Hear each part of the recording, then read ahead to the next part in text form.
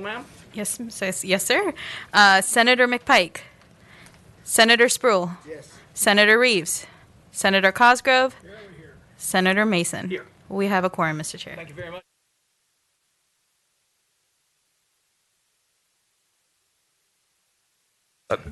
Good morning. My name is Sean Sukal. I'm a Senate Committee Clerk.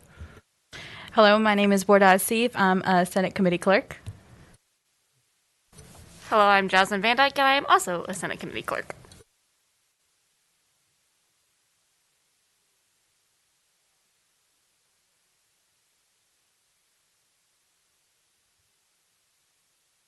.527. And what this does is it removes the sunset clause that was put on the bill when it was originally became law, dealing with 151 proof neutral grain alcohol that I believe is used in mixing drinks. That's 151 proof translates into 75.5% alcohol. You divide it by 2. And the other thing is that I went and Googled, there are some of the Bacardi products are even higher than that. So, I mean, I don't know of any opposition to it. It just simply removes the clause, and Phil Abraham can probably give you. And we excluded college towns from that in the past law, right? Mr. Daniel, do you know the answer That to I don't question? remember. I don't think that's in the legislation, but we do that as a matter of practice with the stores. We've sort of drawn a bubble around college campus. So, no, it's nowhere in the law. Senator, Thank you. correct. Yes, sir. I ask that you sit down and speak into the microphone, please.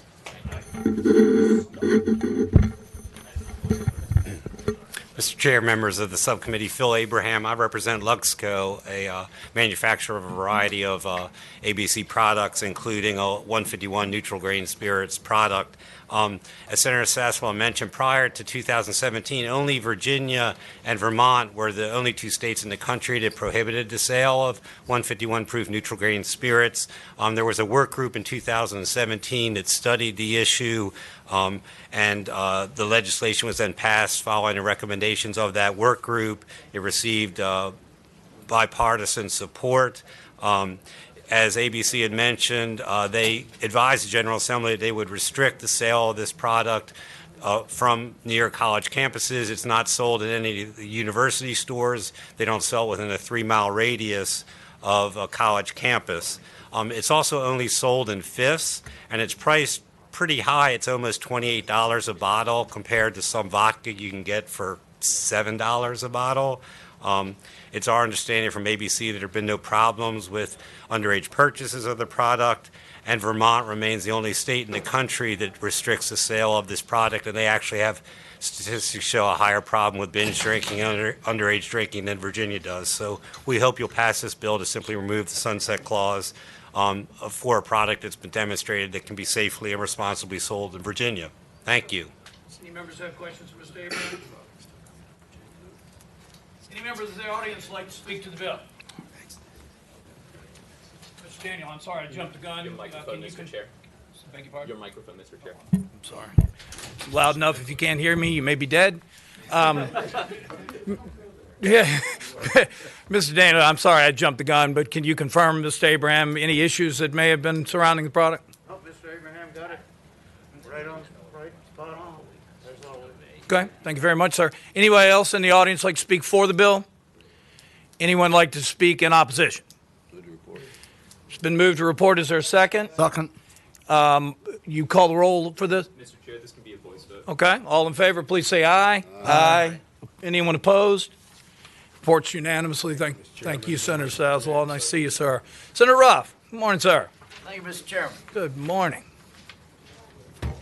Senate Bill 65. 65. And I would like to commend the subcommittee for the work last year in trying to encourage ABC to create a direct sales program for the Virginia distilleries. In addition, I want to compliment the Department for Development plan to accomplish that. During the pandemic, all reports show that alcohol sales went up, even as the ABC stores were closed part of the year.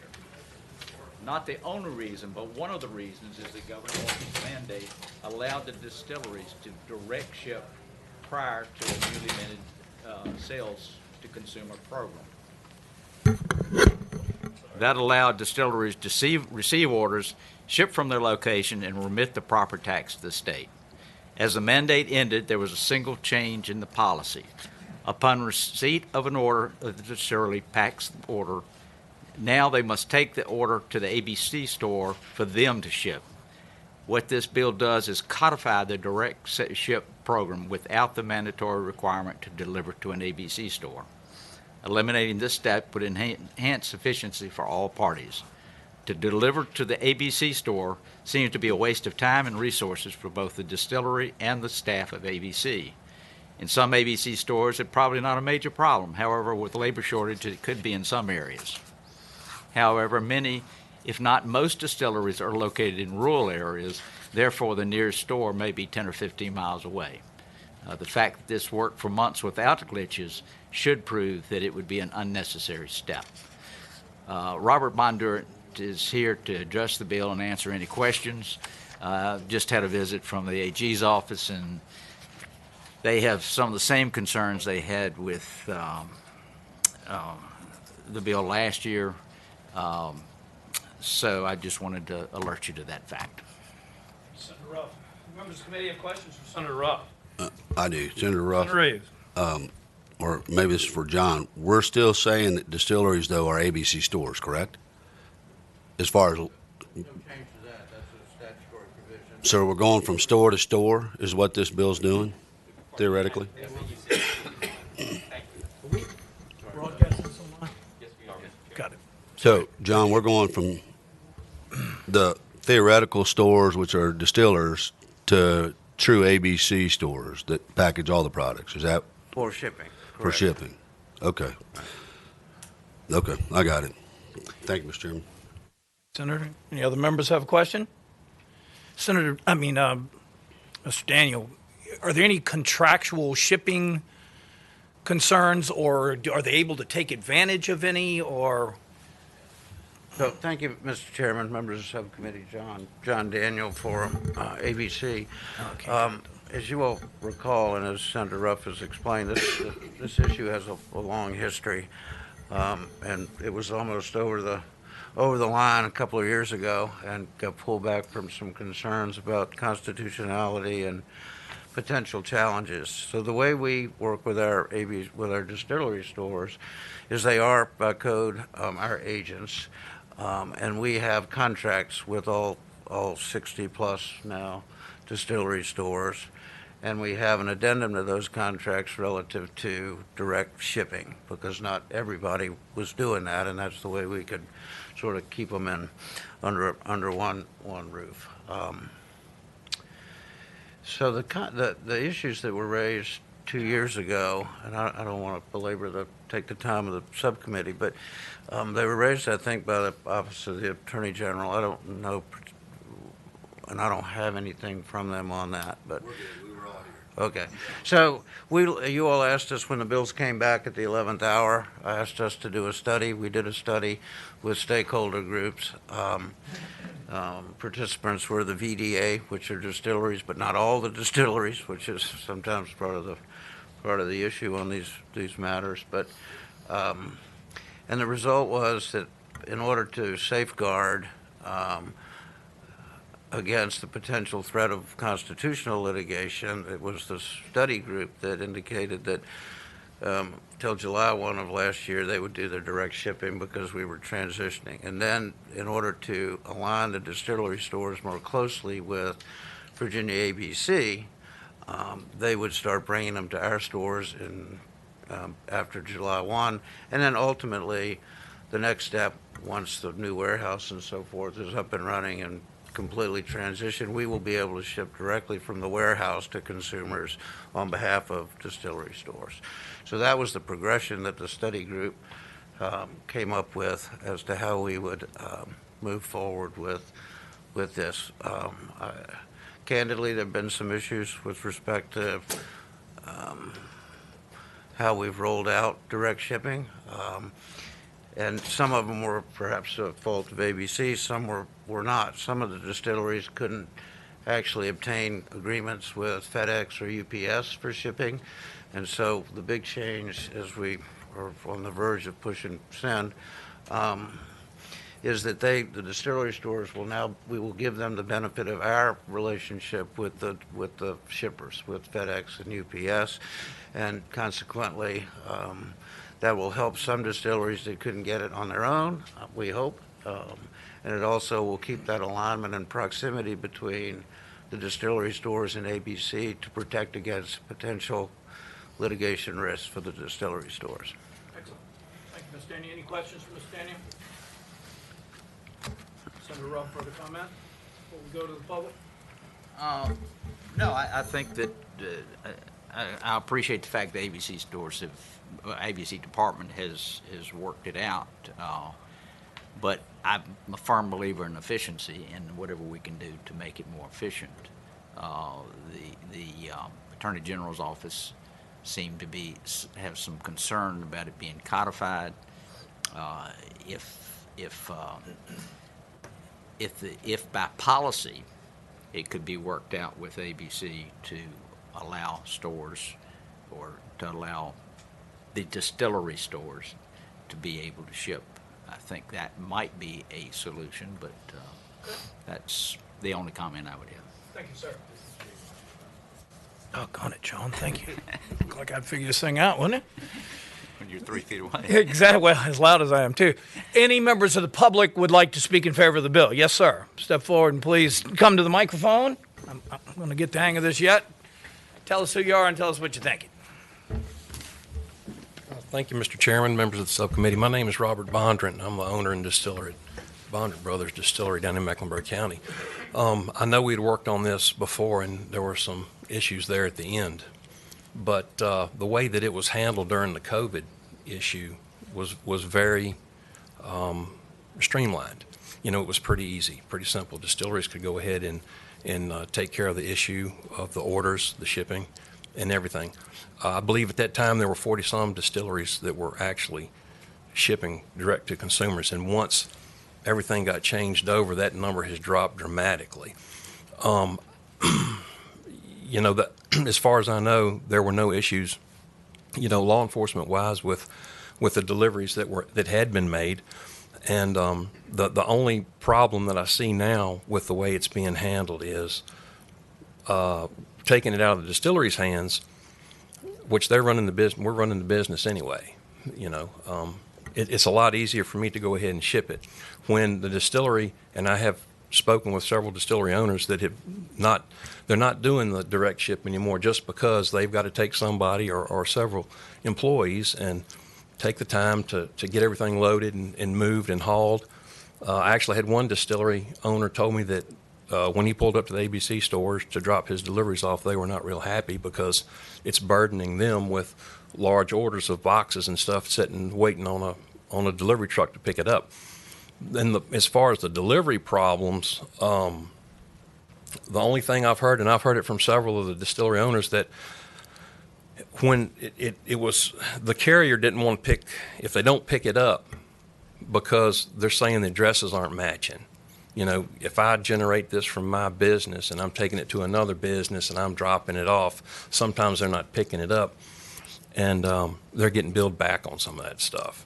So, you know, I think that it would be a lot easier and a lot smoother for now, you know, if we handle it this way, keep handling it the way it's been handled, and, you know, maybe down the road work a little more with the new warehouse system and trying to get it sorted out that way.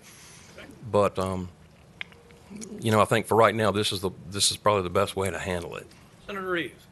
Mr. Monroe, is the shippers that ABCUs that John talked about, do you use them as well, or do you use a separate shipper? No, there's not but a couple that you can use. Okay. FedEx, UPS, FedEx. Well, okay. Yes, sir. Okay. Thank you, sir. Thank you. Anyone else in the audience like to speak in favor of the bill? Yes, sir. Sorry, we're going to have to make you come up here. Quite all right. I'm used to it. You're welcome to stand if you prefer. No, much easier to sit down. Sir. Thank you. Tell us your name and what you're thinking, sir. My name is David Cutno. I am the owner and CEO of Reservoir Distillery. I'm the chairman of the Virginia Spirits Board. I'm a member of the VDA, and I'm also a 14-year industry veteran of the distilling industry here in Virginia. So I'm not coming up to necessarily say for or against here, but I just think that there's a couple of there's some different perspectives that are out there. The current setup, yes, it could be better. We started doing direct shipping at the beginning when we could. Some of the major problems that we actually dealt with were more the cost of shipping because we were limited with the number of shippers that we could work with. We haven't had any issues with deliveries to underage people or deliveries coming back. It's mainly been a cost issue. I'd say when I did my accounting this year, I lost about $8,000 from basically subsidizing the shipping to get it down to where it made sense in order for us to have enough sales through it. This is why a lot of guys have actually stopped doing DTC. Now, I do believe that Virginia ABC could have more revenue and the industry could have more revenue, and it would help a lot of smaller distilleries to be able to do this. And to me, it's very much a money shipping thing. Now, if the solution which ABC has to ultimately drive for is to have it centralized in the warehouse, and they're taking care of the shipping, that addresses the one monetary problem that makes it a very significant issue for me. Okay, but the issue right now is that we're in an interim step that absolutely really is difficult to deal with and doesn't work. I understand the Commerce Clause, and that is a real thing. I track and watch that in Tennessee, in Ohio, and Missouri. All these places have challenges to shipping within their states. And we do risk the possibility of bringing in a lot of competition from somebody like Diageo shipping directly into the state. So I would think that there is a solution here. I'm not sure exactly what the right one is, but these are the issues that we are currently facing right now. Has ABC indicated to you how long it'll be before they'll be able to ship from the warehouse? I think that that's going to be directly correlated to the ABC successfully achieving its transfer of warehouses, which, I would love to know exactly what the answer to that is. I understand. All right, thank you, sir. Any other folks in favor or firm maybes on the bill? Anyone opposed to the bill? Mr. Chairman, Senator Reeves. do we stop getting samples? Have we stopped that coming into the subcommittee? I think samples in the subcommittee are a wonderful idea, Senator Reeves. We move it to 9 o'clock at night instead of 9 in the morning, though. Come forward, sir. Good morning, Mr. Chairman, members of the subcommittee. I'm Josh Lee from the Attorney General's office. Yes, sir. We're not opposed to the bill. It's okay. Yeah, sorry, Thank you. we're broadcasting. Josh Lee from the Attorney General's office, Mr. Chairman, members of the subcommittee. We're not opposed to the bill. We do still have the constitutional concern that was raised in 2020. We do think that it is, if challenged by an out-of-state distillery, it would be the chance of prevailing in the litigation would be below what would be acceptable risk, but it's a risk that we wanted to bring to the attention of the subcommittee. Thank you. Any questions for the Attorney General's office? Okay, that remains unchanged. You're exactly right. All right. Thank you, sir. Any members of the subcommittee like to speak on the topic? Senator Reed. Mr. Chairman, I think we're very close to getting a deal done, is what I'm getting from Senator Ruff and from John and ABC, and I am hesitant for the simple fact that I don't want to run into a bunch of legal problems.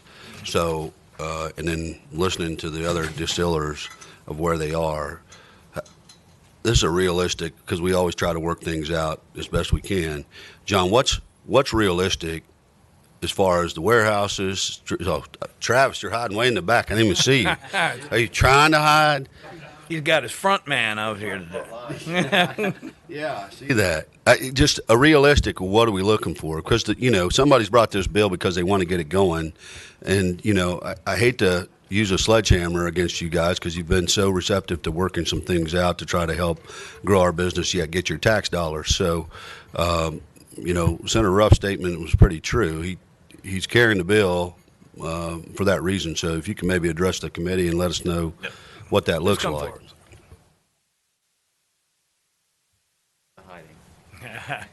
Hide behind that front. Should have gone virtual. Good morning, sir. Mr. Chair, Travis Hill, CEO of Virginia ABC. We did open a new facility in June of this year. We are still working on perfecting operating that. We do have a direct-to-consumer line that we've built in for that capability. What we need to do is continue to operate shipping to our stores and make sure we perfect that. There's also an e-commerce component that we have to be able to take orders. Ultimately, what we'd like to do is have a distillery with a Buy Now button. They click that, and it goes to us, and then the purchaser can execute that.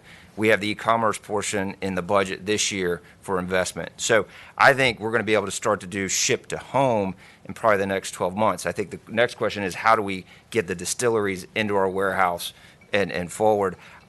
I think it's going to be beyond 12 months to do that, and that's why we've worked on the initial solution, which we do have to get right with distillers bringing it to ABC and us shipping it with our contract at this point. But we are absolutely committed to do that. I've talked to the in-state distillers. I think we can address the Commerce Clause issue as well by creating that capability for out-of-state distillers to ship to us and we ship out so that we maintain ABC's position.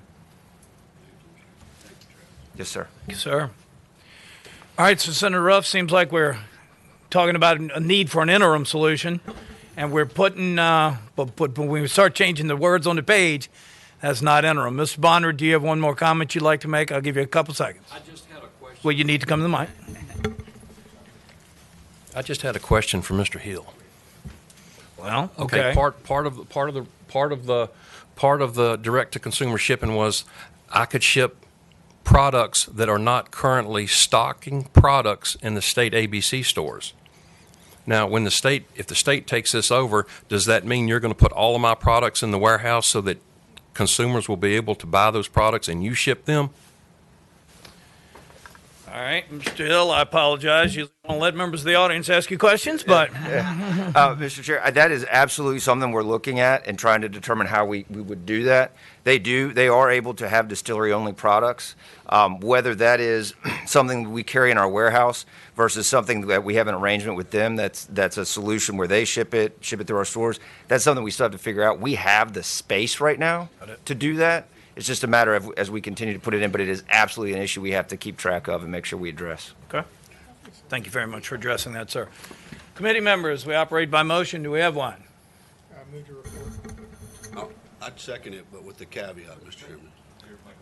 I'd second it, but with the caveat that as we move forward and this bill progresses, that at any time, what I'd like to see is, and that's why I went back and talked to the Attorney General, they've only been in 2 days, right? Two days up to speed, 2 days, that they're at the table with ABC and Senator Ruff and the players, and maybe by the time we get done, we can kind of hash some of these things out and make sure we're not violating the Commerce Clause and some of those other things. So that'd be my position, Mr. Chairman. Understood. All right. Why don't we have a roll call vote on this one, ma'am? Senator McPike? Senator Spruill? No. Senator Reeves? Aye. Senator Cosgrove? Senator Mason? No. So we won't take testimony in full committee, Senator Ruff, but we'll give you a chance to have the conversation and just discuss the interim versus full. And that's ayes 2, noes 4, Mr. Chair. Excuse me, Sean. Well, he's a stickler. Yeah, this guy's tough, man. I even had my microphone on and everything. Into how we work. Pardon me, Mr. Chair. There's a lot of folks watching at home. You're just fine. Mr. Chairman, will this be dealt with tomorrow or next week? Tomorrow. Okay, thank you. Thank you, Senator Ruff. Ayes 2, noes 3. Pardon me. Thank you. What kind of math is that? Rule counts. Spruill's so statewide, he counts twice. Senator Bell, good morning, sir.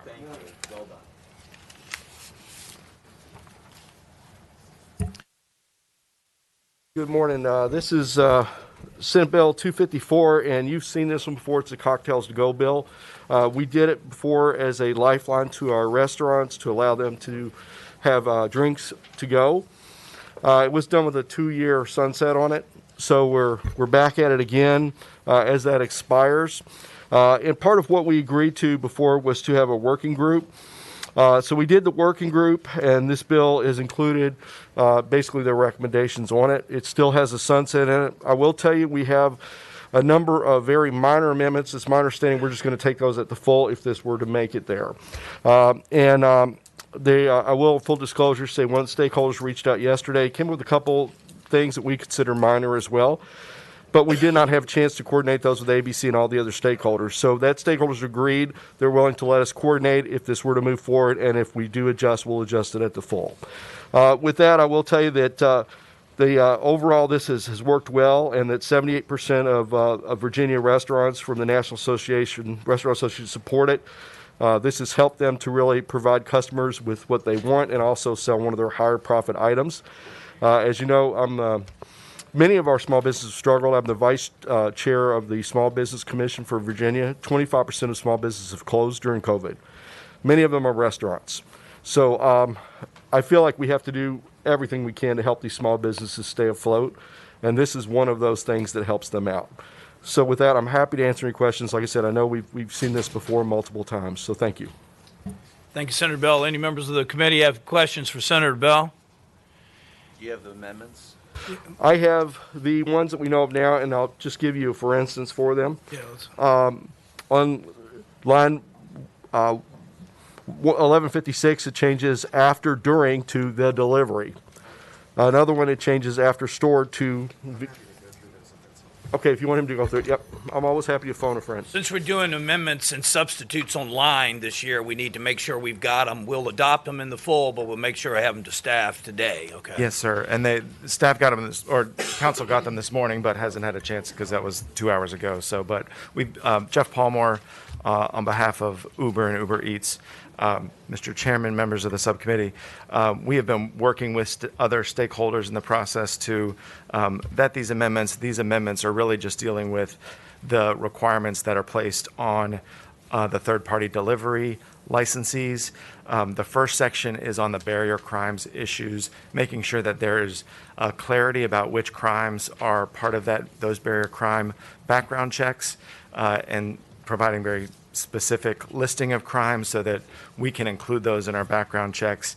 The second piece is on there's a requirement for the third-party delivery licensees to be liable for administrative violations of the section during the delivery, and we would just want to make clear that it's the requirements that we are fulfilling, not something that the restaurant would be fulfilling on packaging and that kind of thing. And then the third bucket is about where in the vehicle the beverages are stored, just making clear in that section that they can be stored in the trunk, in behind the driver's seat, or in a locked compartment. The language is written, left a little bit of confusion. So we've vetted them all with ABC and with stakeholders, and if there's other people that would like to have a copy, I've got some copies that I can share with folks between now and full committee. So thank you. Questions for Ms. Palmore?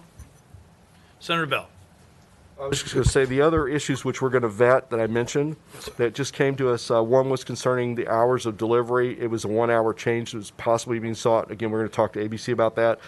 The second one is what if an order is made to a locker, a correctional facility, or a place where basically, a physical address that somebody doesn't live at, or one that they shouldn't be getting deliveries to. And we're, again, going to seek clarification. The third one was a little vague about the training requirement, which is a good thing that was added as a result of the study group, but we want to clarify that a little bit, and there's some suggested language. But again, we want to go to the stakeholders and make sure everyone's in agreement and we do this right. Excellent. Thank you, Senator Bell. Any members of the audience like to speak in favor of the bill? Yes, ma'am. Please come forward.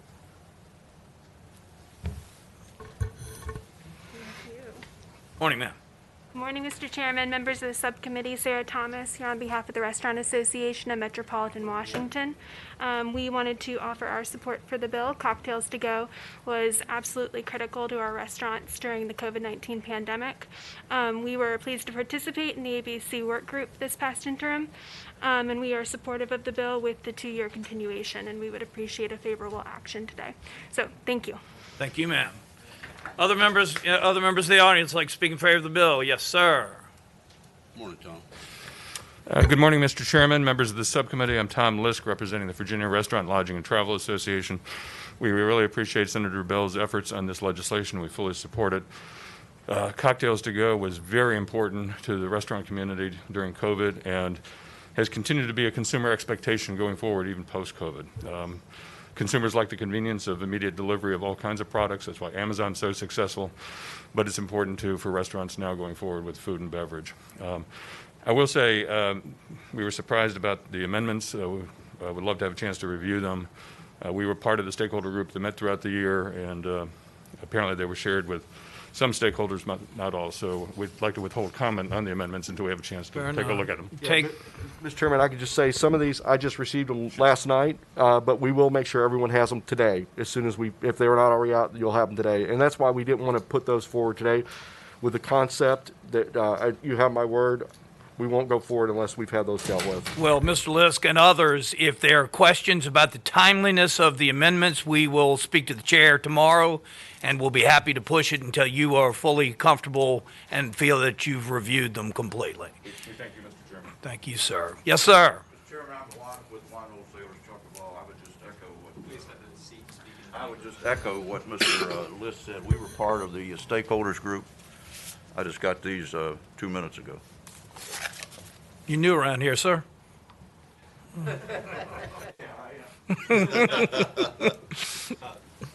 Morning, Mr. Chairman. Phil Boykin with the Virginia Beer Wholesalers. We were part of the stakeholder group. Want to thank ABC and everyone who did work on it, but we would like to see the amendments. Last minute. Thank you. Absolutely. Everyone needs to log in and say that they have seen and thoroughly reviewed the amendments before we will go forward in full committee. Anyone else like to speak in favor of the bill? Yes, ma'am. Please come forward and hang out with us at the microphone. Good morning, Angie. Good morning, ma'am. Hi, good morning. Thank you. Angie Bezick on behalf of the Virginia Spirits Association. We associate our comments with Tom Lisk and look forward to seeing the amendments. Thank you very much. Fair enough. Thank you, ma'am. Anyone else? Those in the audience opposed would like to address the bill. Yes, sir. Please come forward. And I know that you had a document that you passed out to the subcommittee, so I'll make them aware of what you have previously dropped off at our offices. Well, my name is Mike Byrne, and I'm an operator of other people's restaurants, basically. I do a lot of building and management of how to make it work. You know, compliance, everything to writing manuals to making the POS work and making this and training the staff. And when this bill, first off, the stakeholders, there were 62 stakeholders and there was 2 restaurants. The rest were people from the industry, whether it be beer, wine folks, Uber folks, ABC folks. And what I did is I just read the bill as it is as an operator. And I went back and talked to a few people, and my son's a GM, and none of the compliance for record keeping or any of that stuff was done during the 2 years. My point is that liquor is a little bit different than beer and wine. I owned a brewery for 15 years. You know, you put it in a bottle, it's already got the alcohol in it, you put a cap on it, you put it in a 6-pack, you ship it out. Same with wine. It's all done. Makes sense. Alcohol, liquor, spirits, is a different animal. The container clause of this thing is unenforceable. The idea of who's accountable. Is it the licensee? Is it the Uber driver? Is it the end user? I mean, violation, underage drinking, putting it in a car. You go to a car, the guy's 21 who takes the order, but there's 3 people in the back that are 19. You know, you got no control over that. In a restaurant, in an operation, somebody comes to the bar and orders 3 shots of whiskey, you want to know where it's going. You card them. You go through the whole process of, training your staff, and sending them to the ABC, making them see a video. They have some understanding of how it works. Once this cocktails to go, first off, multiple restaurants that I worked with, it's a little teeny amount of money. They're not making it was a bone thrown to the restaurant people during COVID, and everyone appreciated it. But after 2 years, you can't enforce it. Liquor is not beer and wine. We don't know who's making the drink. It's going into 16-ounce containers. Well, a drink is 8 ounces, and it's got 1.5 ounces, 1.25 ounces of alcohol. Who's mandating that? In a beer or a wine, it's already controlled. So not only is the container issue and the underage drinking issue and the end user issue and the liability issues, it makes it for the operator unmanageable completely. And until some of those things are addressed, I don't know how you can move forward with it. And that's from an operations standpoint. I'm an advocate of my industry. I know I speak against some bills. I spoke against guns and alcohol, so I didn't think they ought to be in the same room. Sorry. Good. You know, we won for 10 years and then we lost. The point that I'm making today is strictly from an operator's, how do you make this work?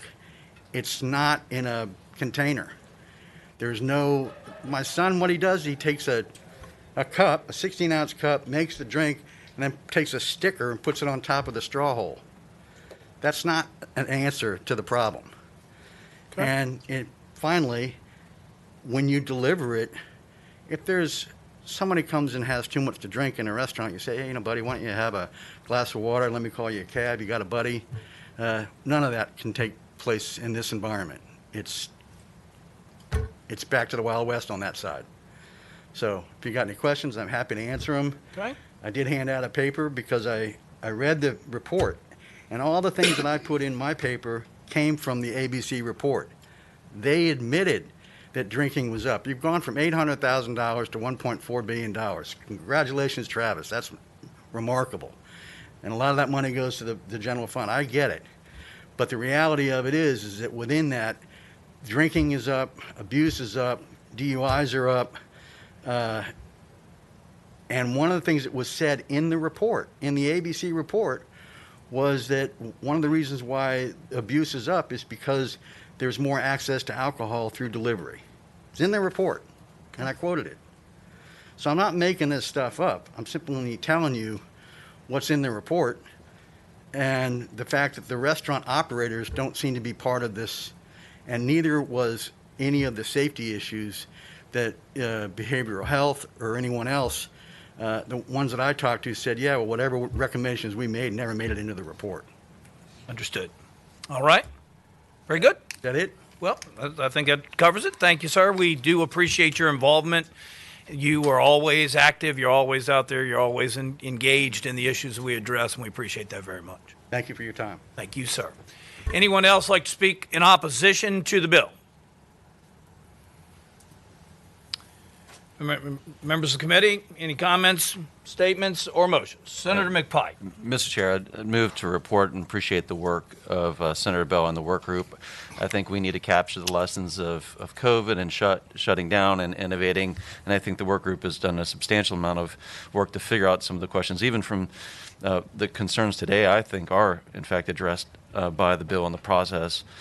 Maybe it's not perfect, but it is something that's innovative that our small business still need. Mr. Chairman, second. There's been a motion and a second to report the bill. All in favor, please say aye. Aye. Any opposed? Motion carries. But again, we really need to square up this amendment and situation and make sure everybody is good to go with this tomorrow. If not, we'll ask the chair to delay and make sure everybody's squared up. Okay? Absolutely agree 100%. Thank you, Senator Bill. Thank you, sir. Let me see. Senator Reeves. Senate Bill 325. Thank you, Mr. Chairman. I have to claim mea culpa for a second here, Mr. Chairman. I go duck hunting every year, and I tend to stop at some liquor stores out of state to try to find things I can't find here. And when I do find it, I purchase it. Lo and behold, I was violating the law coming back because we were pretty restricted on how much we used to be able to bring back. So mea culpa. But one of the things I wanted to do was make sure that we don't put people in that position. And what I wanted to do is allow a little more alcohol but still have some limits on it. So we went from 1 gallon to 3 gallons, and 3 gallons is just about a case and a half. And so I sat down with Travis and John and David and David May, and not only did we kind of switch that around a little bit, but cleaned up the code. So I'm going to have our attorney talk a little bit about what he did and how he redesigned the bill. But that's the gist of the bill, is to take us from 1 gallon to 3 gallons of spirits that you can bring into the state for personal use. So if you can find Pappy's somewhere out and you find the bottle and you want to buy it and get it into, that's the bill, Mr. Chairman. So we have a substitute to Senator Hatfield's bill. Do we want to? Yeah, if we can move the substitute, Mr. Chairman, I'd be I'll appreciative. second. All in favor of adopting the substitute, say aye. Aye. All right. Hey, Mr. Chairman? Yes, sir. Could I have Senator Reeves clarify? Did he say he has 3 gallons of Pappy? No, I said if you could find 3 gallons of Okay, Pappy, just checking. Questionable clarification. you'd be a wealthy man. Mr. May. Mr. Chair, yep. So the substitute is very, very similar to the original draft, and it basically takes one section of code, repeals it, puts all the transportation rules related to wine, beer, and spirits into one section.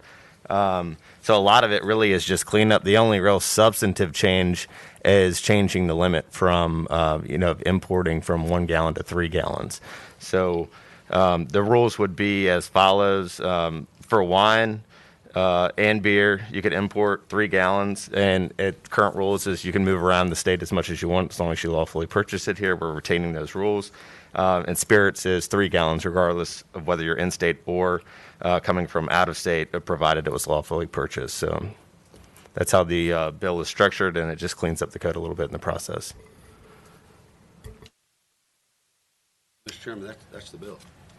Any questions for Senator Reeves? Move the report. Well, let's just take a second and chat with some folks, and then we'll go to that. We have to? Yeah, I'm afraid so. Mr. Daniel, you're part of these meetings. Pleased to be a part of those meetings. Good. It's always good to have you, sir. Where I found myself was on the horns of a dilemma, as they say. I could either go to 3 gallons or I could introduce Senator Reeves to Chief Kirby. I chose to go the 3 gallon route.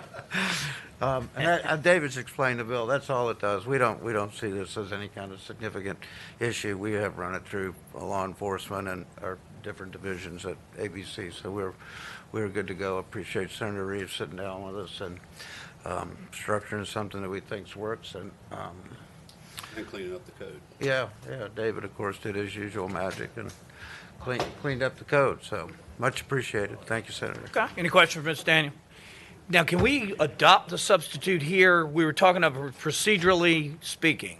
Mr. Chair, you may not adopt the substitute in subcommittee. It needs to be recommended for adoption by the full. Understood. All right, so we will adopt the sub in full, and we'll discuss it here. Any members of the audience like to speak in favor of the bill? Anyone like to speak in opposition to the bill? Senator Spruill. So moved, Mr. Chairman. Second. Is there a second? Second. All right. It's been moved and seconded. We report the bill, and we will adopt the substitute in full committee tomorrow morning. All in favor, please say aye. Aye. Opposed, no. All right. Bill reports. Senator Cosgrove. Thank you, Mr. Chairman. This is a new one. Yeah. I doubt if anybody's seen this one before. Mr. Chairman, we deal with this on an annual basis, but I think that last couple of years, everybody's seen the difficulty in getting workforce and the rest. This bill simply would establish that a restaurant who sells over $10,000 a month in food, of course with the receipts, would not be subject to MBAR, to ABC. ABC is overwhelmed as it is. They're understaffed. You have a lot of people working from home. This is costing businesses a lot of money. And it just seems that it's just one more added requirement, a bureaucratic requirement that we put on restaurants. And I think it's time to make that change. $10,000 a month, we're talking $300 a day in food sales. Yes, sir. And that's the bill. Any questions for Senator Cosgrove? I once knew how many hamburgers that would have been a day, but I must admit that has slipped my mind. 10, thank you. I knew that gentleman. No. Anybody in the audience like to speak in favor of the bill? Anybody in the audience like to speak in opposition to the bill? Briefly. Oh, definitely briefly, Mr. Chairman. Always a pleasure to see you, sir. Mr. Chairman, members of the subcommittee, Miles Laurie on behalf of the Downtown Business Group. You've seen this bill a bunch of times. It's a philosophical choice here. Our members believe that the MBAR and the food to beverage ratio has a useful purpose, cutting down on the proverbial bars on every corner. This is about a 10 hamburger a day bill. We just think this is an idea whose time has not yet come. So thank you. In opposition to the bill? Why not? This is not the first time around on this for me or for you or for anybody else. The ratio, the 10 hamburgers a day, it's kind of what separates Virginia from a lot of other states, and particularly our ABC, which has done a fabulous job over the last 40 years managing not only the licensees, but the product, the distribution, and at the same time increase sales to $1.4 billion. So I don't see it as a financial issue. I see it as simply, if you're going to say get $300 a day, then what you're doing is saying bars are fine. Okay. And I just think you got to accept that as a result, because you're not going to have the restaurant having the mixed beverage. You're going to have, Starbucks. Got it. Thank you, sir. Yes, ma'am. Yes, sir. Thank you, Mr. Chairman, members of the subcommittee. Sarah Thomas with the Restaurant Association of Metropolitan Washington. I think you know where we stand at this point, but we just wanted to echo our concerns about the bill, particularly related to public safety and the proliferation of bars and drinking establishments. Understood. Thank you so much, ma'am. Anyone else? All right. Committee operates by motion. Mr. Chairman, Senator Cosgrove. Thanks. The same group every year it's frustrating. Opposes this. And it really is just a competition issue, with those organizations. Now, basically, you can sell your 10 hamburgers, but you can also sell bottles and bottles and bottles of beer and wine without having to account for any of that in an M bar. This is it's a common sense issue. It's one whose time has come. We've dealt with this every year. Again, you got beer and wine that has basically just free reign. All we're talking about here is spirits. And I just think that it's the right thing to do for businesses in Virginia, to cut down on the bureaucracy and the amount of work they have to do. So that's my bill. Understood, sir. We wrestled with it all summer one year, and it's not perfect by any means. Is there a motion? I'll move to report it. I'll second. Let's go ahead and have a roll call vote. Please, ma'am. Senator McPike? No. Senator Spruill? No. Senator Reeves? Aye. Senator Cosgrove? Aye. No. Senator Mason? She didn't call you. You can't say no. Ayes 2, 3's no. Excuse me. Yes, sir. Senator McPike, will you take the reins? We'll finish this thing up. Senate Bill 196. All right, Senate Bill 196. Senator Mason. Years ago, I brought the bill to establish the Virginia Spirits Promotion Fund. That went pretty well. The next year, I came with an idea on how to fund it, and that didn't go well at all. So in the off season, there was quite a bit of work done by their board, by the distillers. My local distiller blames me for him now being the president of the group. He deserves every bit of it. And so now we've come back, as you can see on line 63, with taking 20% of the tax collected to go back and fund the promotional opportunities of the board. I have forgotten that Mr. May, we cannot adopt an amendment, but tomorrow we're going to add a reporting requirement. So, Mr. May, would you mind taking us through that? Sure. Mr. Chair, is it okay if I go ahead and release the draft? Absolutely. Yes, sir. Okay. I'm going to do that now so it will be available for everyone online. Yeah, all we're doing here is adding a reporting requirement for the Spirits Board. We looked back, and in the enabling legislation itself, there's no reporting requirement. So in an effort to have some level of oversight to account for the use of the funds, we put in a requirement that would require the board to report annually to the governor and the General Assembly regarding the board's activities generally and its use of the monies from the Spirits Promotion Fund. That's the only change. Okay. Thank you, Mr. May. Senator Mason? Any other follow-up or questions for Senator Mason on the bill or the substitute? Mr. Chairman, my only question is everybody's on board? Everybody is on, we verified after last year's experience that yes, indeed, everyone is on board. Move report. So those in the audience that would like to speak in favor of the bill, or let's start with opposition to the bill. Any of those in the room in opposition to the bill? Yeah. He's for. All right. Any in support of the bill? We're gonna go ahead and start coming up since it's. Yeah, you started early enough. I thought you might be in opposition, but it's good to get moving. Chairman, subcommittee members, again, David Cutno. I am the owner of Reservoir Distillery, the chairman of the Virginia Spirits Board, and a member of the VDA. Senator Mason brought up the last year we did have some headwinds with the industry. We've addressed all those in the past year. We had a change in leadership with both the Spirits Board and the VDA, and we have worked to incorporate a wider group of industry members, and we strive to get 100% of the members involved. It is very simply a matter of supporting the industry, and we are not adding any taxes to it. We're simply taking 20% of 20% in a model that tracks the Virginia Wine Board. So we're not trying to recreate the wheel here. We're trying to do something that following a model that has been successful for the last 30 years in helping the wine industry, and simply putting that into place. The money that we actually have some seed money from Governor Nordham's outgoing budget to the tune of $952,000 per the next 2 years, while this mechanism gets put into place so that we can start work with helping the industry, especially coming out of the pandemic with all the headwinds that our industry members have faced. Great.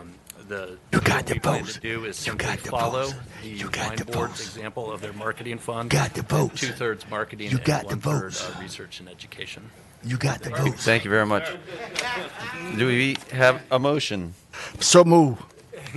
There's a motion. There's a second to report the bill. All right. All in favor, say aye. Aye. Aye. As amended. Well, it'll be amended tomorrow, but yeah. All right, motion carries, and I believe, clerk, this completes the docket as well. And so, all right, committee will rise. Thank you.